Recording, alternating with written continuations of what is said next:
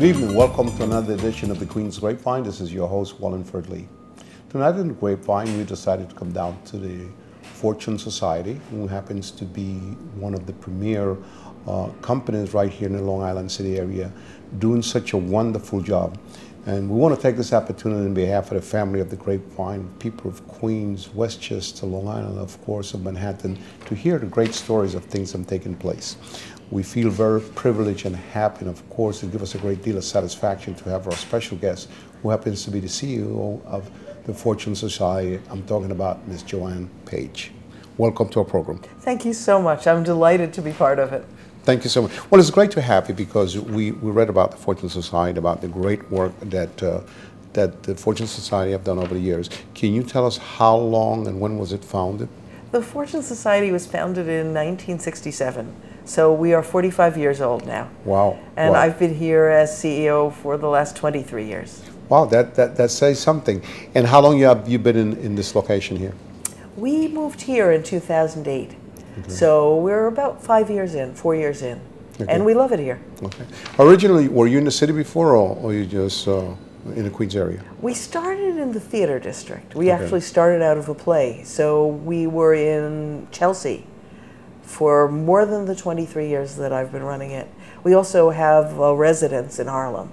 Okay. So we have a footprint now in Harlem and in Queens. Okay. But we serve people from throughout the city. Oh, that's good to know. We saw a wonderful story about the castle, which I think it's run also by the Fortune Society. They completed a 10-year span in the city, and the Daily News did a wonderful story about what they have done. Does the castle report directly to the Fortune Society also? The castle is our residence, and so it is a core part of what we do. We see about 3,000 men and women coming out of prison a year. Okay. And we house several hundred. So we have two residences, both in West Harlem. One is the castle, which houses about 60 people at any time and about 100 people through the year. And the other is our new building, our new green building, which is Castle Gardens, adjacent to the castle. And that has 114 apartments, mixed. Some of them are supportive housing for men and women coming homeless out of prison, and some of them are affordable housing for the community. Very interesting, very, very interesting. So, to round it and summarize, what is the direct objective of the Fortune Society? We have two objectives. One is to bring home men and women who've been incarcerated to be positive members of the community and to serve as an alternative to incarceration to prevent unnecessary incarceration. And the second is an advocacy role, because the easy slide into prison for young people from certain neighborhoods is something that is tremendously damaging. And when everybody comes home, because almost everybody does come home, people come home as an asset to the community or as people who do damage to the community. Our job is to help people come home in a way that helps build their communities and their families. And to fit right back into the community. And to fit right back in, and as people who matter in a positive way, rather than in a negative way. Well, it's important to note that obviously I think the system has so many different flaws, and I'll be candid with you that I think that the system in the United States is very good, but it does have some flaws, especially for minorities. We lead the world in incarceration of our citizens. We have 5% of the world's population. We have 25% of the world's prison population and jail population. We lock up a higher percentage of our young black men than South Africa did during the height of apartheid. Wow. Yeah. Wow. The second largest penal colony in the world is what you see at Rikers Island. The first largest penal colony in the world and that's right is here in Los Angeles. Mm-hmm. So when you fly home and circle over LaGuardia, you're circling over the second largest penal colony in the world. And that's shameful. That's not something to be proud of. Not at all, not at all. Well, you know, again, like I said, the system has so much flaw. We might not have enough time to talk about it, but we'll try to get into it. Now, when we talk about your services, try to make young men and young women coming back into society to go back to be normal citizen. Okay, let's take an example. Somebody comes out of prison, served for approximately 5 years. Yes. The type of crime is immaterial, but they're coming back into society. If they come to Fortune Society, what is it that you offer to them, and what are the steps and the processes? Well, the first thing that's important is that we make it very easy to access our services. Okay. We reject hardly anybody. If you've been incarcerated and you're looking for help and you don't pose a current risk of violence, we don't care about your background, we don't care about your crime. All we care about is your motivation to get services. And what we'll do is we'll sit with each person who comes to us and we'll say, what are your needs? What are your hopes and what are your dreams? And let's develop a service plan that helps us get there. The first thing for most people is that if they're homeless, they need to have a stable place to live. If they were released in the middle of winter and had been locked up in summer, they get released sometimes in flip-flops and shorts. And so we need to make sure people have adequate clothing and food. So we start with the urgent survival needs. The immediate needs. The immediate needs. And when you do that, you build a bond that helps people work on the harder things. Most people in prison have long substance abuse histories. A disproportionate number of people in prison have mental health histories as well. So you're dealing with people who have significant barriers to being constructive citizens. And if you don't address the substance abuse, if you don't address the mental illness, if you don't address the urgent needs like those for food, clothing, and shelter, people's chance of making it is not very high. What is ironic to mention that you mentioned the key components. You talked about housing, you talked about the mental health situation, yes, and the condition, how they come back into the community. And in some cases, there are a certain amount of anger also that they coming back in the community, because in some cases, not all cases, innocent people do fall into the system and end up in prison, sometimes by not having the proper representation. So it's a long thing, and all society just look at prisons as like the worst thing in the world. But there are circumstances sometimes, and again, don't get me wrong, if you committed a crime, you should pay. Having said that, but one of the main component is having that type of help to come back into the community. When we talk about housing, if they don't have where to live, do you provide that, and what is required before you provide that? We provide housing in our 2 residences in West Harlem. The hard thing is that we see about 3,000 people a year, and 15% of them or so are homeless. And so our housing was full the moment we opened it, and we turned people away for whom that housing would make a life difference. And you know, most of the people who come to us after they've been locked up. So the punishment is over, but the punishment keeps going because they have barriers to getting jobs, to getting housing. There are so many barriers placed in front of people who are trying to do the right thing that nationwide the recidivism rate is about 2/3 within 3 years. That 2/3 of people get engaged in the criminal justice system again within 3 years. And could end up back in prison again. And most do end up back in jail or prison. And when I work in this field and I look at the barriers that people face, I'm amazed the recidivism rate isn't higher because it's made so hard. And if you think that most people in prison have long-term addiction histories, if you don't address the underlying causes, people end up back in again. And the problem continues. And the problem continues. And you know, it's ironic because people come from a position that if you committed the crime, you need to pay. If you are white and have a drug addiction, your chance of getting locked up is very, very slim. If you're a person of color and you have a drug addiction, your chance of getting locked up is enormous. I grew up in Nassau County, and when I was a kid, a lot of my friends had drug problems. But I grew up in an all-white community. Not one of the kids I grew up with ever ended up in jail or prison. In fact, none of them ever ended up arrested. Wow. With the young people we work with here, mostly black and brown young people, the norm is to get locked up. So we lock up people regardless of race for certain crimes. But when it comes to drugs, we have a healthcare system for white people involved with drugs, and we have a criminal justice system for people of color involved with drugs. And I think that is a crime. Amazing, amazing. When we get back in the grapevine, we're going to continue talking to Mrs. Page, you know, about the Fortune Society, the tremendous job that they have done to help the homeless and to help people coming back into the community. I think she talked about some paramount issues that we'll continue talking about in terms of how the law views certain people and the help of whether they have rehabilitation when they're in prison. We'll be back on the Grapevine.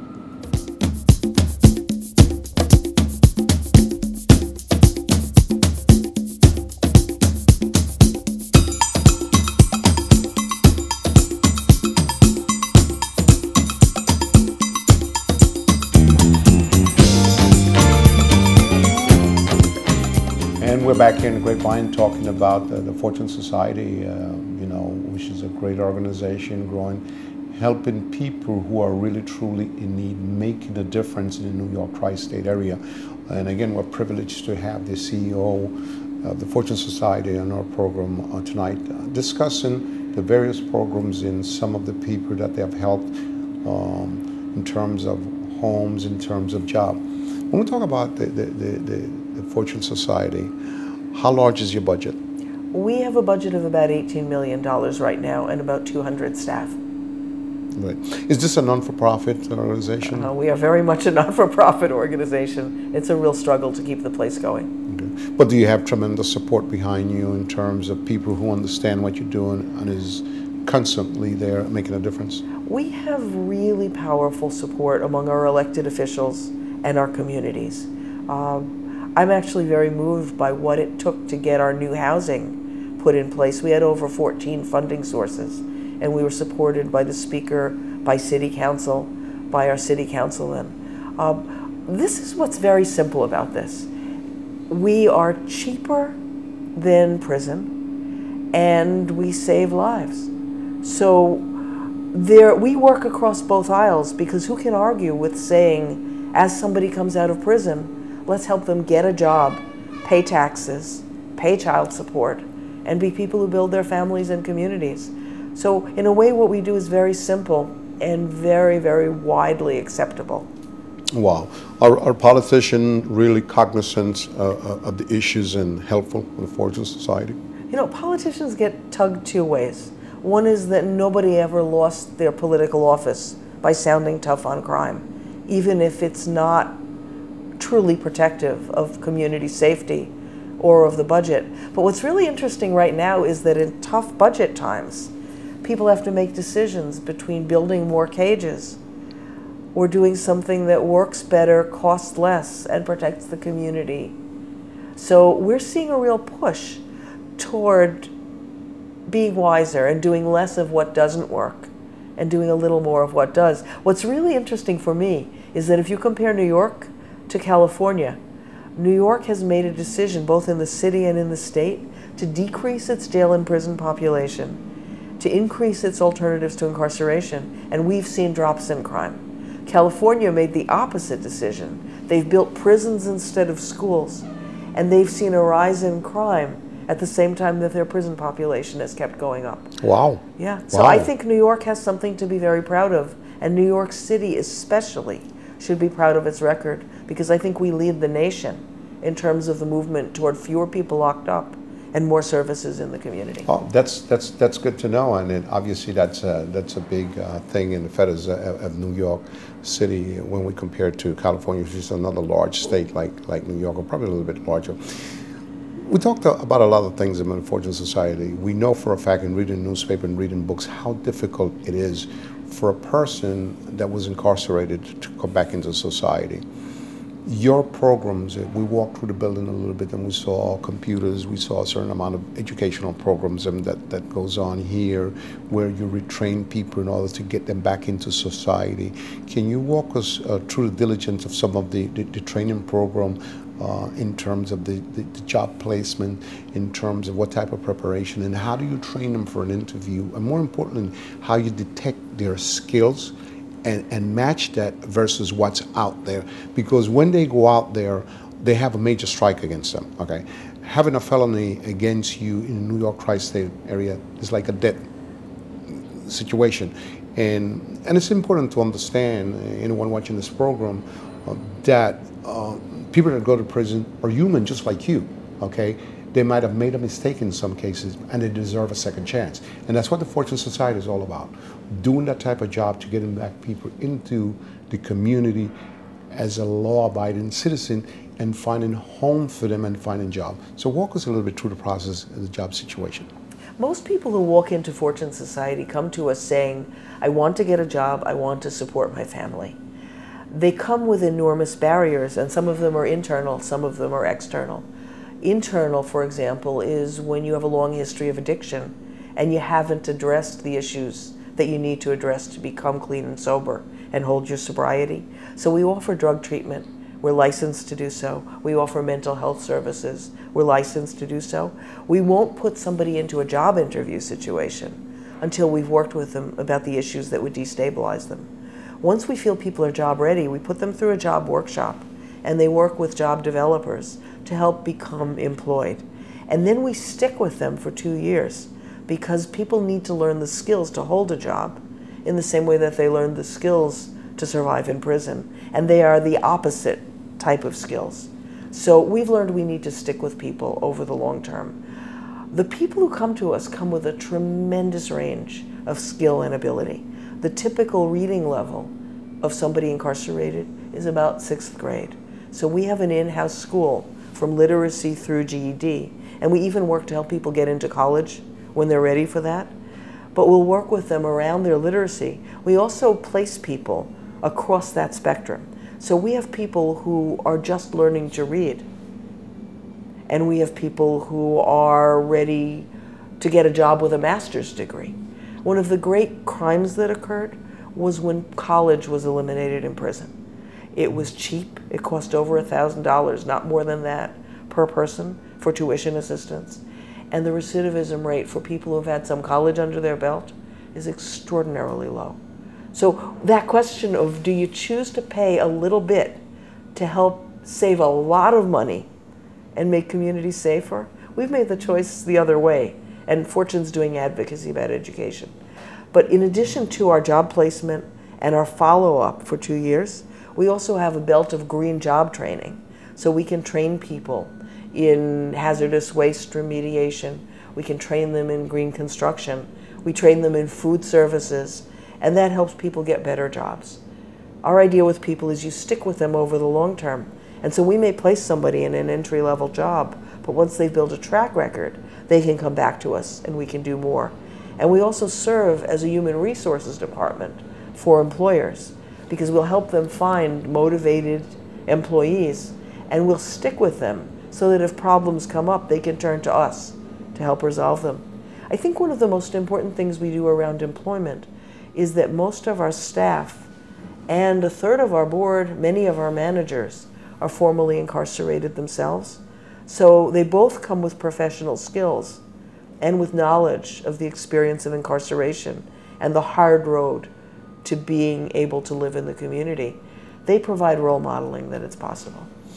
Amazing. So it goes without saying, the Fortune Society will become more than a conveyor belt. It's not only trying to place them, but your preparation for them and stuff like that. And if that person comes in here and have a drug problem and is straight up forward up front to you, you try to give them the necessary care that is needed in order to get them back as a functional person back into society.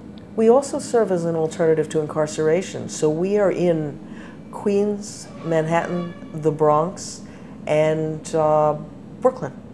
And what we'll do is we'll be in the courts. If somebody is facing incarceration and we think we can work with them, we will go to the judge and ask to be able to work with them. And if they're in our program and do well, they'll get probation instead of incarceration. So we try to prevent unnecessary incarceration as well as work with people when they come out. Very amazing. Well, obviously you see a lot of people coming out of the prison system. Is there a rehabilitation program in the prison program that help these people before they come out? There are some good programs in prison. I think the most important and the most powerful is that despite the cutting of tuition assistance, a number of schools have maintained college in the prisons. And I think if you tried to figure out how to make the biggest difference in people's lives and the biggest chance that they'll never come back to prison, it's by having college and higher education in prison. The truth is, though, for most people locked up, very little that's rehabilitative happens. Prison is a dangerous, debilitating environment that and teaches humiliating people, also. and humiliating. And, you know, One of the comments that's been made about prisons is that if countries were as careful about how much pain they put into circulation as they are about how much money, they wouldn't use prisons the way in which we do. I add a change to that because I think what prisons are a factory of rage. And especially when we do as we do, and we lock people up in segregation, in 23-hour lockup, for days, for weeks, for years, in conditions that violate UN standards for housing prisoners, and that are probably the most effective way we know of creating and exacerbating mental illness. And then we release those people to the community. We probably couldn't think of a worse way of treating people or building rage and building crime when they're released. We'll be right back on the Queen's Grapevine as we continue talking to Ms. JoAnne Page here at the Fortune Society, talking about the amount of things that they do to get people back positively in the community. We'll be back on the Grapevine.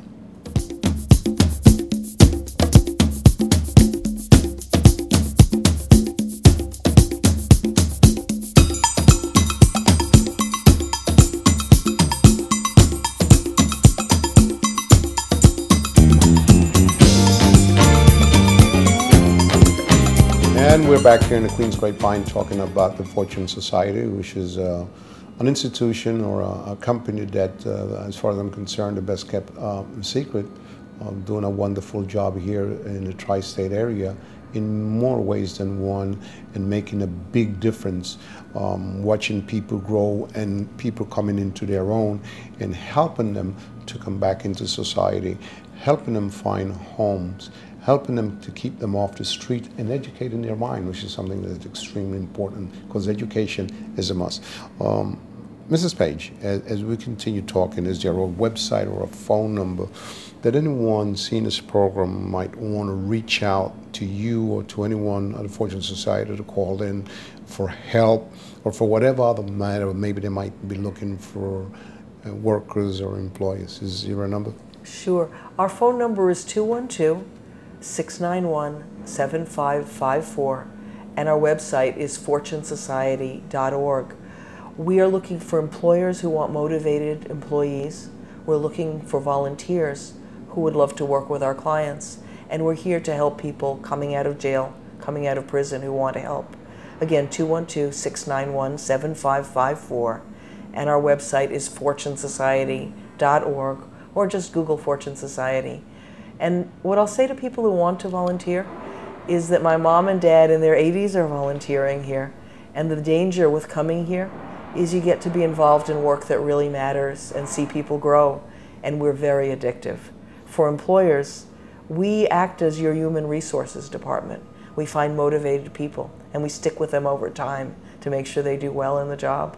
And for folks coming out of prison and for their loved ones, we work with people to help them come back to their community as people with a future who make a positive difference. Where do you see the Fortune Society? I mean, you have seen it grown in leaps and bounds. You have seen it come from an idea on a blackboard to what it is, using a budget to close to $18 million. We remember some of the research that we did that probably, I don't know, maybe about 10, 15 years ago, the budget was $700,000. Now it's $18 million. So where do you see the Fortune Society, let's say 2 or 3 years from now? We do wraparound services, and what we do is we evolve our services as we see the unmet needs of our clients. So what we've done in the past year is opened a licensed mental health clinic, and we have just celebrated the 10th year of our original congregate housing and the first year of our mixed